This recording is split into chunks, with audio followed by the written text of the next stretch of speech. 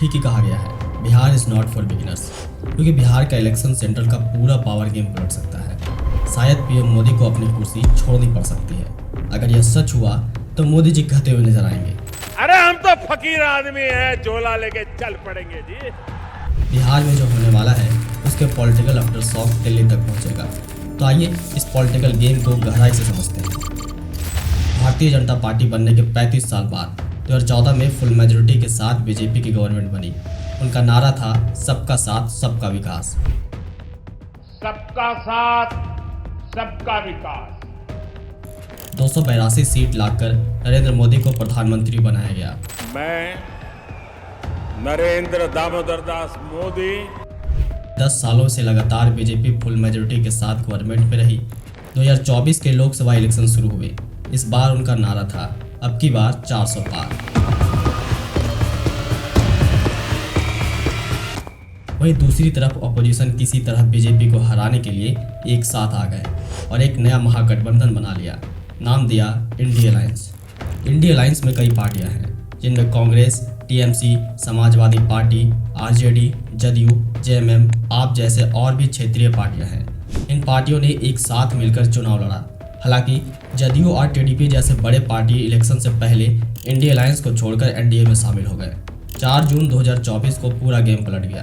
BJP जो 400 पार की रट लगा रही थी उसे मिले 240 सीटें, वहीं महागठबंधन को मिले मात्र 232 सीटें, यानी कोई भी पार्टी और अलायंस को फुल मेजोरिटी नहीं मिली। अब सबसे बड़ा सवाल था सरकार कौन बनाएगा, और फिर यही शुरू हुई असली पॉलिटिक्स। सरकार बनने के लिए कम से कम 272 सीटों की जरूरत होती है। छोटी पार्टियों को बड़े बड़े ऑफर्स आने लगे। जदयू अपनी 12 सीट लेकर एनडीए में आ गए, क्योंकि नीतीश कुमार को कैबिनेट और सीएम की कुर्सी ऑफर किया गया। वहीं टीडीपी अपनी 16 सीट लेकर एनडीए में आए, क्योंकि चंद्रबाबू नायडू ने आंध्र प्रदेश के लिए फंड, प्रोजेक्ट और डेवलपमेंट की गारंटी पक्की कर ली थी। शिवसेना में बगावत के बाद एकनाथ शिंदे ने अपनी अलग गुट बनाकर बीजेपी के साथ गठबंधन किया। 2024 के लोकसभा चुनाव में उनकी पार्टी ने 7 सीटें जीतकर एनडीए गठबंधन का हिस्सा बन गए। जदयू, टीडीपी और एकनाथ शिंदे के आने से एनडीए फुल मेजोरिटी में आ गई और एक बार फिर बन गई नरेंद्र मोदी की सरकार। पिछले 2 बार 2014 और 2019 में बीजेपी ने फुल मेजोरिटी के साथ अपनी सरकार बनाई थी, मगर इस बार गवर्नमेंट बनी थी गठबंधन की, मतलब रिस्क पर खड़ी हुई सरकार, जो फ्यूचर में कभी भी गिर सकती है। वाह क्या सीन है। तो सवाल यह है कि क्या सच में गठबंधन की बनी गवर्नमेंट इतनी कमजोर है कि कभी भी गिर सकती है? आखिर बिहार इलेक्शन कैसे मोदी सरकार को गिरा सकती है? देखो, 2025 में बिहार विधानसभा इलेक्शन है और यहीं से मोदी सरकार का फ्यूचर डिसाइड होगा।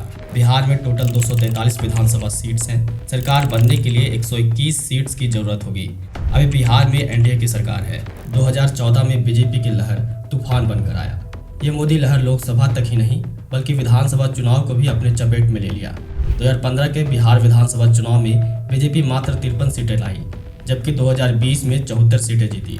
लेकिन इस बार के लोकसभा में ये मोदी लहर धीमी नजर आने लगी, क्योंकि इस बार के जनरल इलेक्शन में 400 पार के नारे के बीच बीजेपी 240 पर ही सिमट गई और यही डर नीतीश कुमार को सताने लगी। और इस बार की चुनाव जीतने के लिए नीतीश कुमार ने महिलाओं को 10,000 रुपये हर महीने देने का वादा किया।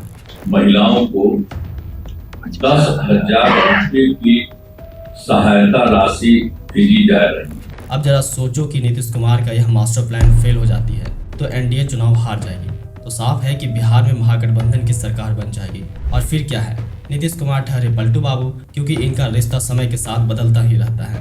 2015 में एनडीए को छोड़कर आरजेडी और कांग्रेस के साथ मिल गए थे और सीएम की कुर्सी संभाल ली थी, पर यह गठबंधन ज़्यादा दिनों तक नहीं चला। साल 2017 में तेजस्वी पर भ्रष्टाचार को लेकर सीबीआई इंक्वायरी बैठ गई। नीतीश कुमार एक बार फिर आरजेडी को छोड़ बीजेपी में शामिल हो गए। 2022 आते आते फिर से हालात बदले। नीतीश कुमार को लगने लगा कि बीजेपी उनकी पार्टी को कमजोर करने की साजिश रच रही है। उन्होंने बीजेपी का साथ छोड़ दिया।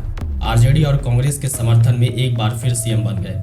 2023 में देश भर के सभी बड़ी विपक्षी पार्टियों ने मिलकर इंडी गठबंधन बनाया। इनमें नीतीश कुमार भी शामिल हुए। इससे उनकी इमेज एक राष्ट्रीय नेता के रूप में बनी। लेकिन कहानी यहीं खत्म नहीं हुई।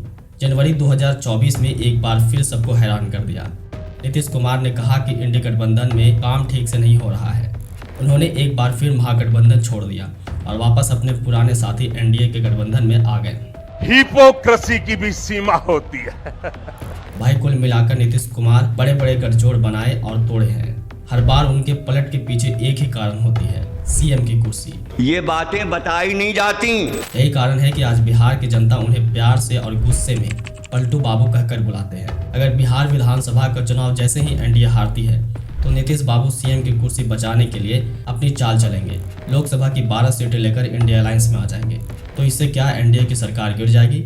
नहीं, सरकार तो नहीं गिरेगी, लेकिन चंद्रबाबू नायडू को India alliance PM seat offer करे तो टीडीपी अपनी पूरी 16 सीट लेकर महागठबंधन में आ सकते हैं और इस तरह बीजेपी 265 सीट पर आ जाएगी। इस बीच राहुल गांधी एकनाथ शिंदे को महाराष्ट्र सीएम की कुर्सी ऑफर करे तो एकनाथ शिंदे अपनी 7 सीट लेकर तुरंत एनडीए छोड़ इंडिया अलायंस में शामिल हो जाएंगे और इस तरह एनडीए अपनी मेजोरिटी खो देगी।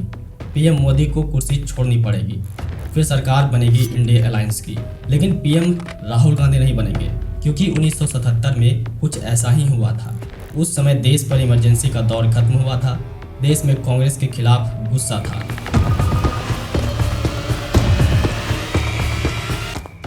दूसरी तरफ ऑपोजिशन कांग्रेस को हराने के लिए एकजुट हुए थे। इंदिरा गांधी को जनता ने हरा दिया और जनता दल का नया गठबंधन सत्ता में आया। जनता दल के जीत के बाद पहली बार नॉन कांग्रेस पीएम मोरारजी देसाई बने। ईश्वर की शपथ लेता हूँ कि जो विषय संघ के मंत्री के रूप में ऐसा करना अपेक्षित हो। सरकार बनने के बाद गठबंधन के अंदर पावर स्ट्रगल चलने लगा। हर पार्टी अपनी सोच, अपनी आइडियोलॉजी लेकर आई थी। यही वजह रही कि जनता पार्टी गठबंधन ज़्यादा दिनों तक नहीं चला। जनता पार्टी के अंदर जो नेता पहले से आरएसएस से जुड़े थे, जैसे अटल बिहारी वाजपेयी, लाल कृष्ण आडवाणी, समाजवादी नेताओं जैसे चौधरी चरण सिंह, राजनारायण को ये बातें पसंद नहीं आई। उनका कहना था जो लोग सरकार में हैं उन्हें आरएसएस जैसे संगठन से नाता तोड़ना होगा। इससे पार्टी में गुटबाजी बढ़ने लगी। चरण सिंह को लगने लगा था कि मोरारजी देसाई कांग्रेस ऑर्गेनाइजेशन को ज़्यादा तवज्जो दे रहे हैं। चरण सिंह चाहते थे कि वो खुद प्रधानमंत्री बने। इस बात पर मोरारजी देसाई से खुली लड़ाई शुरू हो गई। इसी कमजोरी को इंदिरा गांधी ने भांप लिया। उन्होंने चरण सिंह को संकेत दिया, अगर वो मोरारजी देसाई की सरकार को गिराते हैं तो कांग्रेस बाहर से उनका समर्थन करेगी, यानी आप सरकार गिराओ, हम आपको पीएम बना देंगे। जुलाई 1979 में चौधरी चरण सिंह ने मोरारजी देसाई से समर्थन वापस ले लिया। मोरारजी देसाई की सरकार गिर गई और सरकार बन गई चौधरी चरण की।